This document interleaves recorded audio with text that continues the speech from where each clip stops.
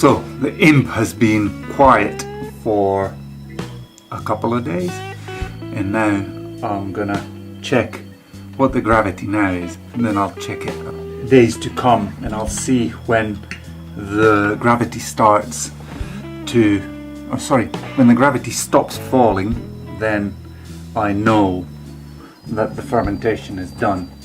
Sorry, you didn't see anything. That's what I took out. It's 90 ml, so I'll taste it, which is always important. Still tasting sweet, but it's less sweet than it was. And now the gravity 1020, so it has eaten away 70 points. So I'm gonna check when we consider this to be ready, but it's getting there. So here we are again with my trusty label, star sign, and I'm gonna measure the gravity of the, I would call it beer already. The wort has transformed into beer. Let's have a look, see if you can see it too. We've got just about 80 mils of liquid, which is enough for us to put it in there. It is exactly 1020. Again, as always, you need to test it. It might be 1019 and a half or something like that. Let's see what this stuff tastes like. You can taste the alcohol in it. I think it will be a decent brew. Now I measured the gravity on the first day, second day, then I skipped a day completely, and now it's the fourth day I'm measuring the gravity. And this is the first time I'm doing it, so that's maybe the reason why I'm ginger about it. But the same process as always. Sanitize everything.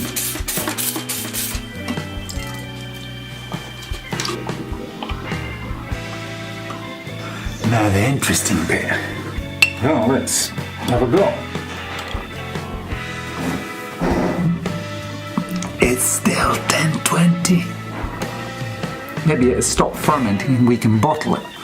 So today is the day that we bottle the IMP. I've gotten comments from my father saying that IMP isn't maybe the best name choice. Brewery sugar, but basically it's supposed to be extra good for the yeast to do the carbonation bit. We want 150 grams of this sugar there, and then add about the same amount of water. Approximation 144. I can live with that. And then I just want to quickly boil it, bring it to a boil so that all the sugar is dissolved into the water. Somebody also mentioned that the IMP could benefit from coffee. So it's an espresso that I'm adding. Given that this is my first time adding coffee to beer, I'll leave it at, it's 2 double espressos that I put in there. So now all the bits that I have, they're being cleaned and star san. I thought it's disinfection, but it's cleaning. I'm not going to press this into the very deep into the bottom, and especially I'm not going to move it around. So now basically the wort, or it's beer by now, it is slowly pouring into the secondary fermentation tank, and I do not want to disturb it. I mean, I don't want any oxygen to get in there. I'm trying to flow it as gently as possible down to the secondary fermentation bucket.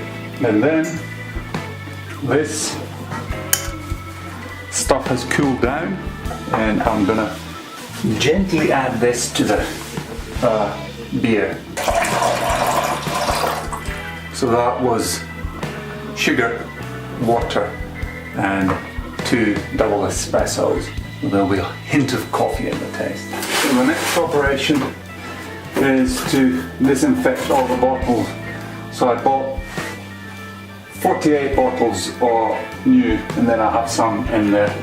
Basically these are brand new bottles, but they need to be disinfected.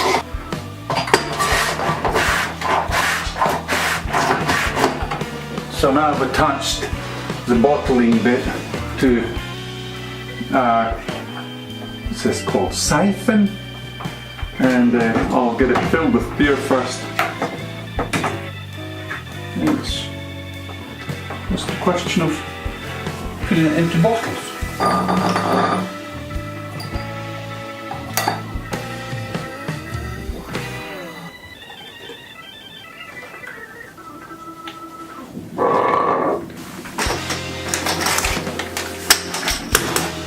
So, the next thing I bought was oxygen removal corks.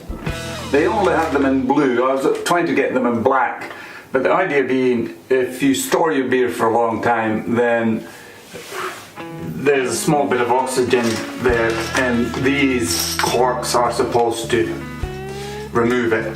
The only difference when working with these is that they're activated by the moisture or the liquid. So we normally have them just in star sand, the corks laying in there for ages. So what we're doing now is we're just briefly before we put the cork on, we're gonna drop it in star sand. So this way we hope that the oxygen removal will be activated when it's actually on the thing and not before. So let's give it a go.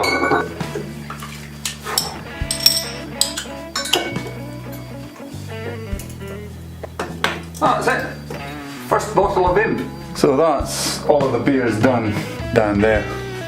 I wanted to test, or we'll see what happens later on.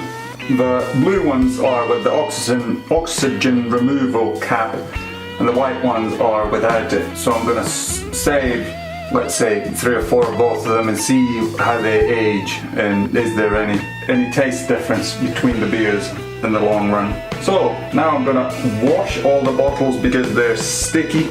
As you see the floor here, it's a bit dirty. The bottling process it's hard to make it tremendously neat. So clean up. And here comes the final stage of my bottling task. I have printed labels for the bottles. These are just ordinary print paper. Then I have a plate of milk. The label, my videos have this is their thumbnail there. It is, the font is the Star Wars font, and the logo in the middle, it is the Imperial emblem from, you know, the nasty people in Star Wars. So basically you take this and you drop it in the milk, and then you just attach it. Simple as that.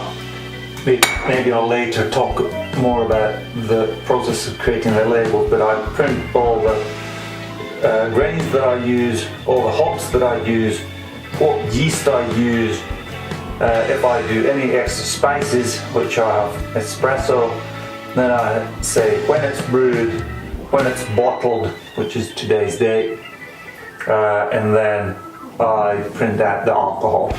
This is 18.13. That's all of them bottled. Labeled. Bottled and labeled. The final bit of this, but I'm now going to have a first taste. This will be good IMP.